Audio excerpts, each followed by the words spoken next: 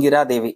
ఈ ప్రత్యంగిర అమ్మవారు ప్రతిపక్ష నాశని, ప్రతిమంత్ర భక్షిని అవటం చేత అమ్మవారిని ప్రత్యంగిర అని పిలువబడుతోంది.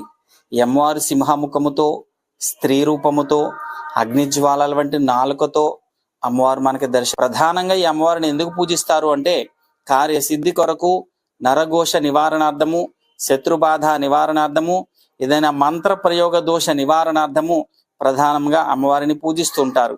ఓం నమ 4 త్రిశూల ప్రతిష్టలతో, అష్ట భైరవులతో, 64 శిరస్సులు గల అమ్మవారితో ప్రతి పౌర్ణమి రోజున చంద్రకిరణాలు ప్రసరించే విధంగా శ్రీచక్ర ప్రతిష్టతో